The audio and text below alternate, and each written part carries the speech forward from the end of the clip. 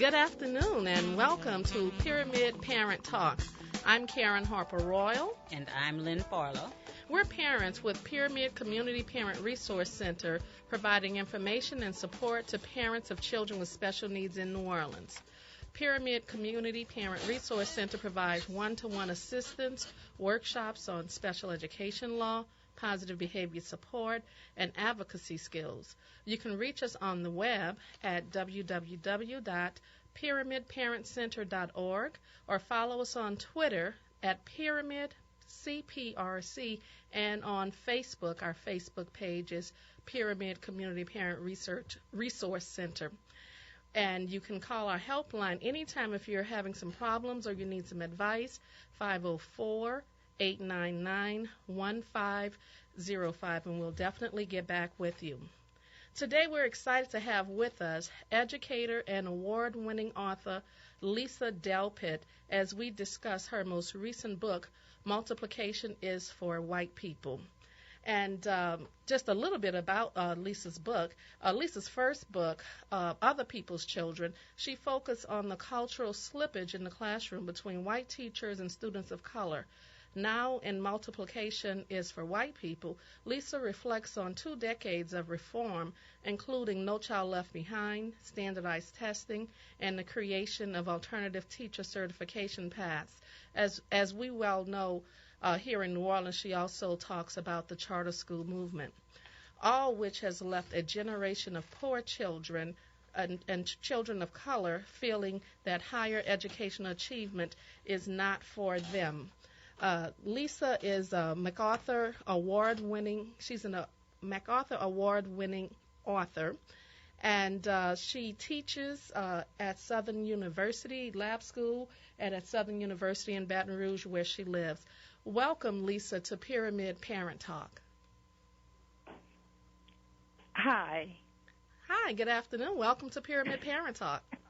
Great. The sound went out for a moment, so I wasn't sure if you could hear me. It's great to be here, Karen and Lynn. I didn't hear if you asked a question, but thank you so much for having me. No, we didn't ask a question. We just talked a little bit about your book, actually both of your books, Other People's Children, a little bit about that one, and Multiplication is for White People. And we know that you're teaching in Baton Rouge. You want to tell us a little bit more about your work in Baton Rouge?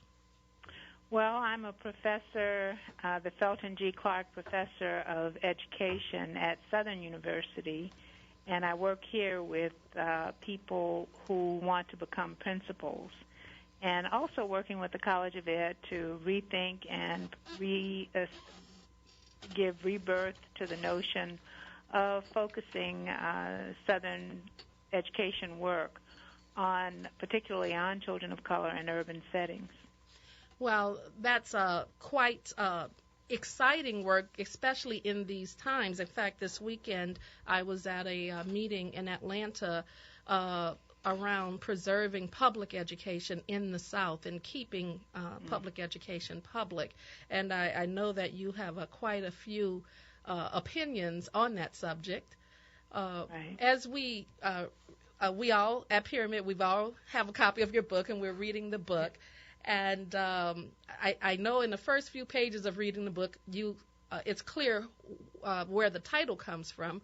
But what we want to know is what made you choose that particular title, Multiplication is for White People. Well, actually, I will tell you that the publishers actually chose the title, but where it came from is a African-American 7th grader was talking to her tutor who was trying to help her with mathematics, and she said to her tutor, "Miss D, how come you keep trying to teach me multiplication? Black people don't multiply. Black people add and subtract. White people multiply."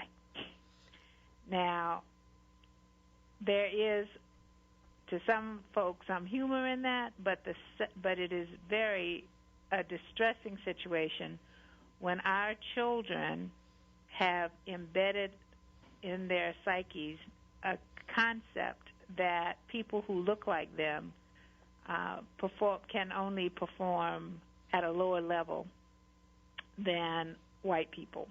Where do you think they And, got that concept from? it is Beverly Tatum, who's an author who wrote Why Do All the Black Kids Sit Together in the Cafeteria? Yes. One of the things that she talks about is if you live in Los Angeles, you're a smog breather. And you don't mean to breathe smog. That's not your intent. You don't go about your life trying to breathe smog, but just by living there, you're breathing smog. And if you live in the United States, you're a racism breather. And it doesn't matter what color you are. There is so much in the national psyche that suggests that African Americans are less than, particularly intellectually, that they are criminals and that they are can't take care of things well, and all of that. And you don't intend to go about thinking that, but because it's so much a part of the media, of the larger, of tiny statements that people may make, our children as well as the adults in our society have internalized it. I gave a speech about 2 weeks ago, and a gentleman, a middle-class African-American gentleman, took his son, 5-year-old, to Washington, D.C., and they were about to go into a museum. The child stopped and said, "Daddy, we can't go in there. That's for white people." And he was shocked because he certainly had not had that discussion with this child, and just the opposite.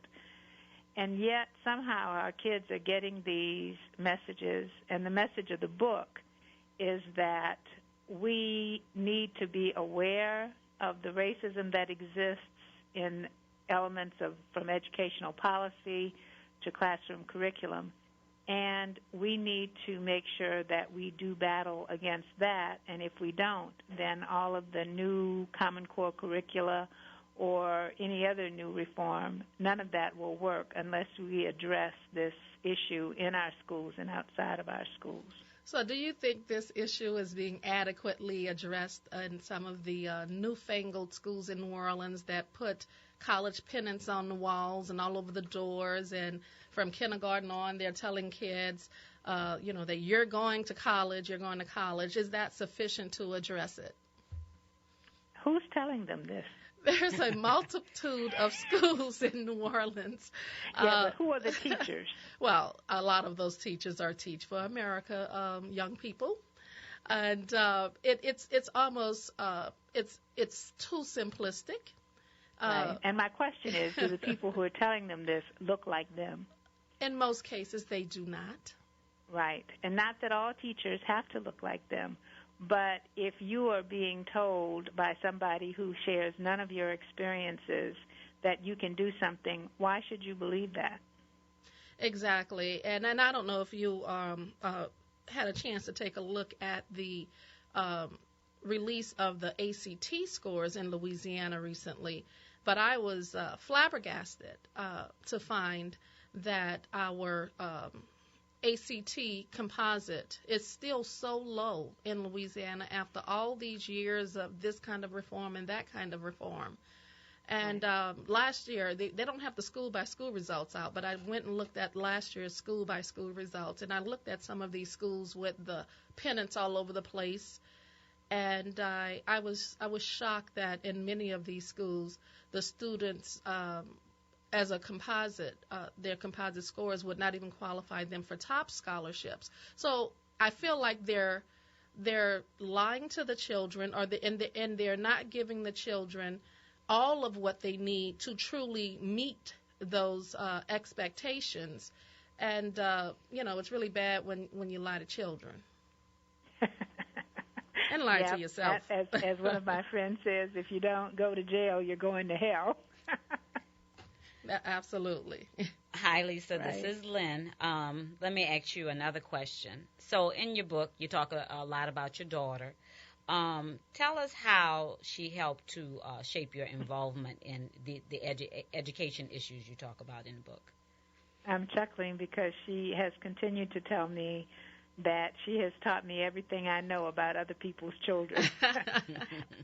And she is absolutely correct. This is a wonderful, creative, exciting young person who's now 24, who has dealt with every issue that I can imagine that any child in the school system has dealt with, and thus her mother has dealt with all of these issues.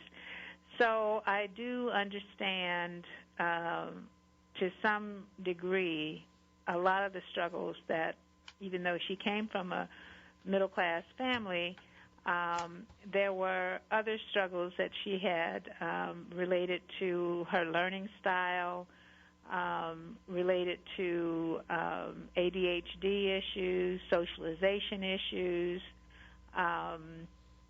Wait, are you sure that's not my daughter? That sounds like she could be my daughter.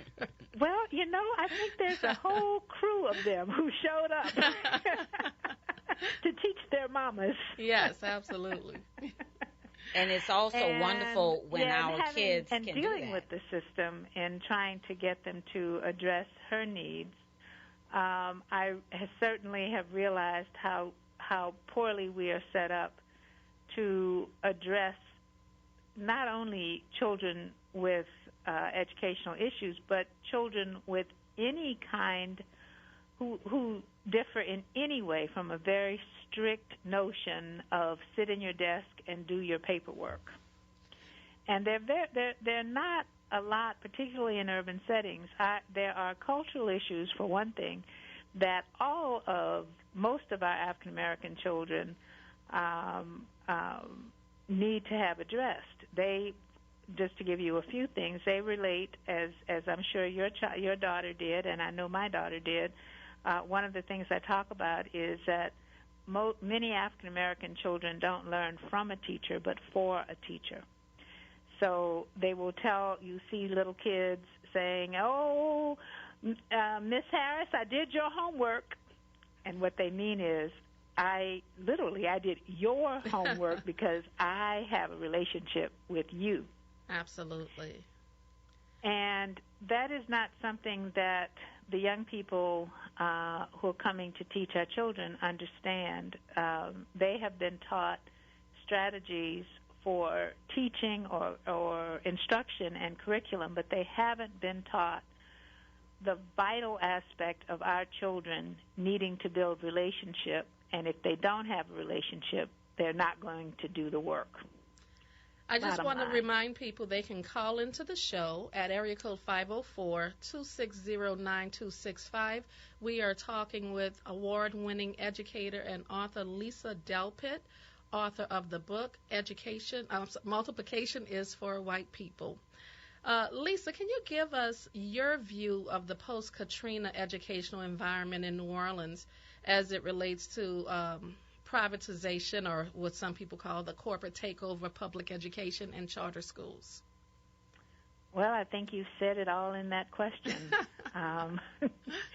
It is disenfranchising the communities. No one elected the corporations that are taking over schools or that are managing charter schools. Folks say that the schools are not for profit, but they're required to have charter managing agencies, which do make quite a bit of money based on our children. Because it's set up in what's referred to as the market economy, it means that there's competition. When you have competition between schools as opposed to cooperation between schools, then even if you do find something that's working, you keep it to yourself because you want to keep your corner of the market. So therefore, you are not producing education for the largest number of kids, or good education. You also are pushed to get rid of children then who aren't going to make high scores, and that's done in all kinds of ways I've discovered. One way is because people have begun to track the number of kids who may get put out of school. Another thing that's happening instead of that is the rules put into place, some of them pretty trivial, but if the child breaks them, a parent is told, well, you can take your child out and we'll just and move them to another school. Yeah, they tell us you have choice. You can choose another school. That's what we're told here in New Orleans. Exactly. But on the other hand, they said if you leave your child, if you don't take your choice, then we're going to expel your child or suspend your child, and it's going to go on his or her record. Exactly, and parents don't want to see that. Exactly. So they quietly go somewhere else. Right. Exactly. And so that they're pushing, many kids who have the greatest needs and need the most help are being pushed out of schools because by being set up in a market economy, the school leaders don't want to bring down the bottom line, which in this case, instead of dollars, is test scores. So I don't see a lot of good coming from this. When charter schools were initially, the idea of charter schools were initially started, it was started by teachers' unions in, I believe, New York, and the idea was that teachers and parents could together create schools that would give parents and teachers choice. Obviously, that's been changed and taken over by entities that are seeing our kids as moneymakers. And we know that this is happening in New Orleans, and I know that there are charter schools in Baton Rouge. Is it as bad in Baton Rouge as it is in New Orleans, in your opinion?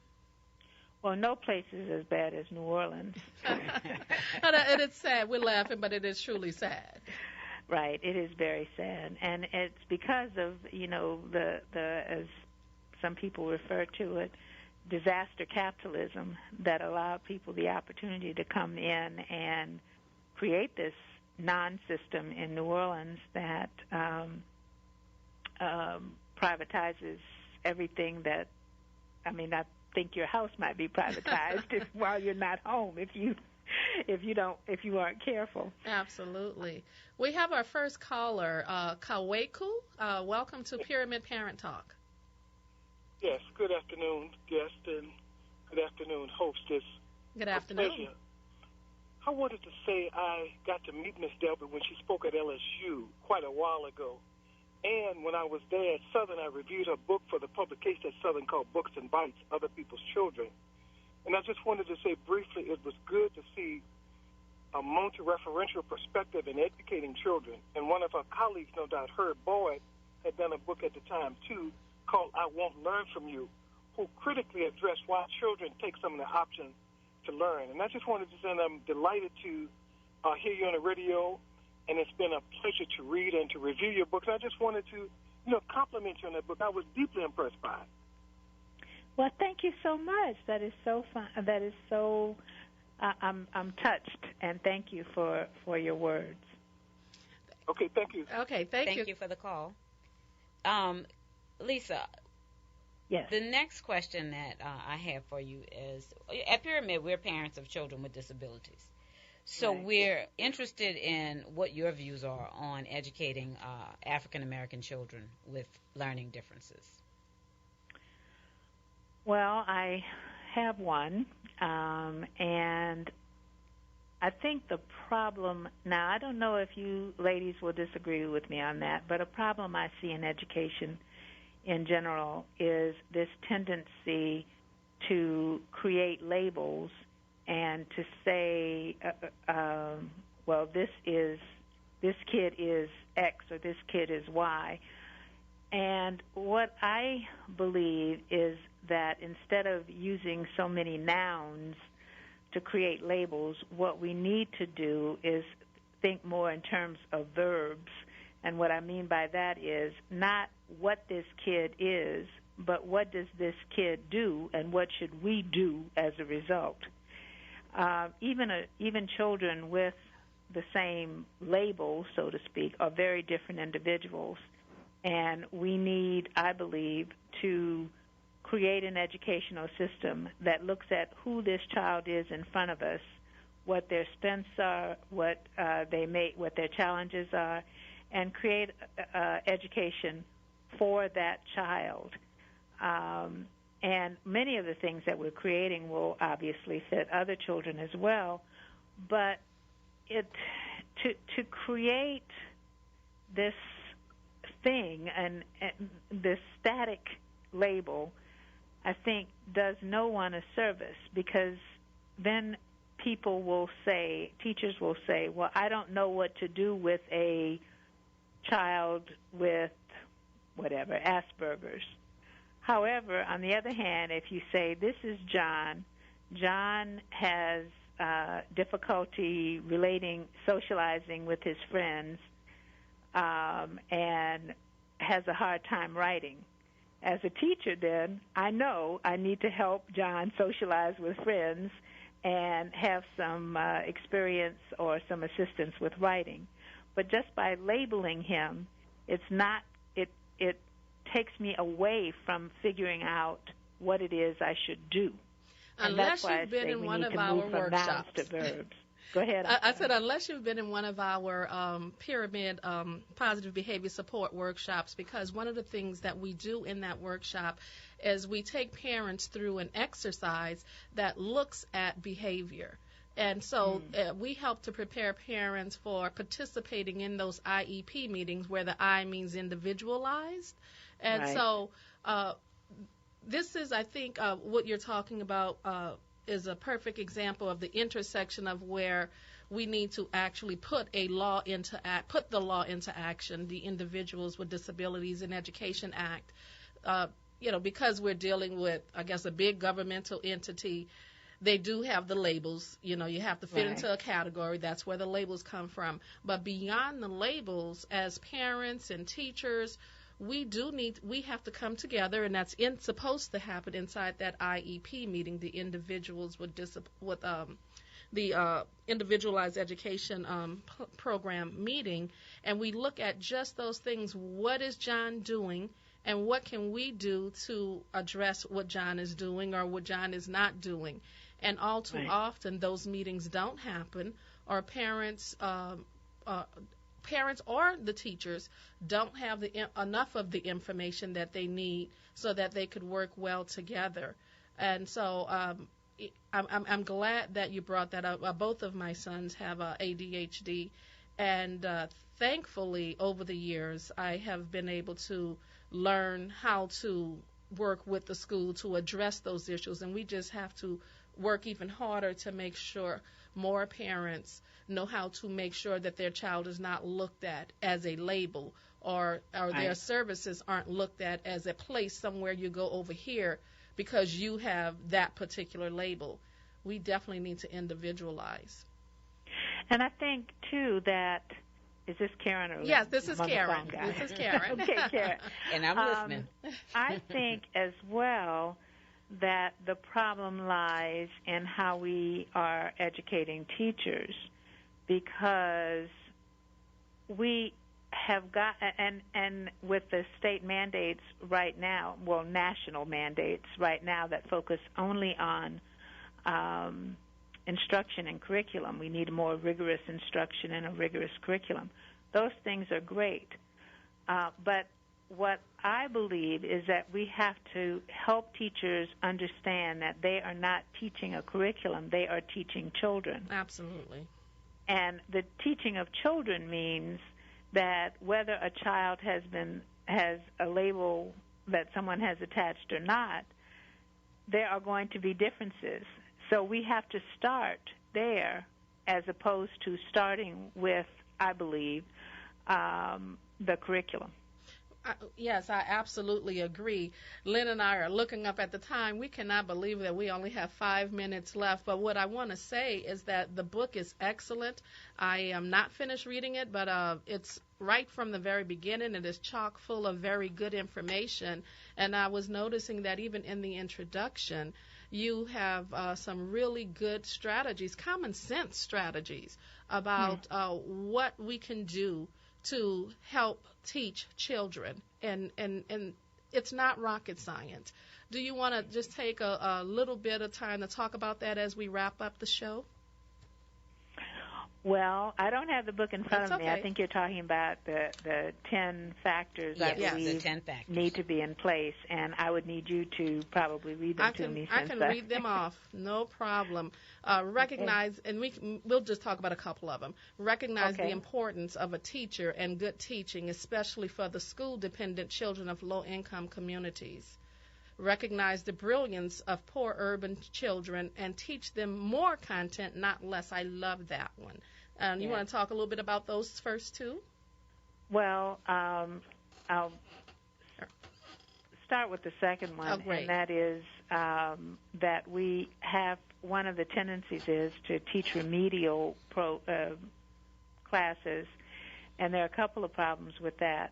First of all, kids who are already questioning their ability in this society, when you put them in a remedial class, they are in a position to question it even more.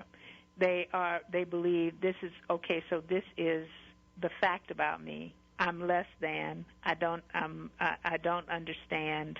I'm not as intelligent. If we change that and we can teach the same amount of material and the same kind of material in a different context. One, I'll try to say quickly that a group did here was to have students do an oral history of their high school. And they interviewed people, they created videos, they created timelines, they researched documents, everything that you would want them to do in any so-called remedial program, but it was put in the context of you are doing this is research, this is what people in college do, and you are doing this because you are brilliant. And so in that context, you're teaching not only whatever you might teach in remediation, but you're also teaching kids some very high-level, college-level skills. And that's what I think we need to do at all levels, just make sure that we are teaching them to do more rather than less. Absolutely. Well, on that note, we want to thank you for joining us, and this half hour goes by really fast. Thank you very much. We're really enjoying your book. Well, thank you so much, and thank you for having me. I've enjoyed the conversation a great deal. Thanks, Lisa. Bye-bye, Karen and Lynn. Bye-bye, Lisa. Thank you. We'd like the listeners to know that our next meeting for Pyramid would be next week, October 1st, at CC's Coffee Shop at 10 a.m. At 2800 Esplanade Avenue. So if you plan to join us, please call us at the Pyramid Helpline at 504-899-1505 with your questions or your concerns, and let us know you're coming to that meeting. And our next show is going to be October 8th. And our topic is School Justice Week, which is October 25th through the 21st through the 25th, with events on October 22nd, 23rd, and 24th. Pyramid Parent Talk is a program of Pyramid Community Parent Resource Center. Our show is aired every second and fourth Tuesday at 2 p.m. You can reach us on the web at pyramidparentcenter.org. Hit us up on Twitter and Facebook. And remember, you are not alone.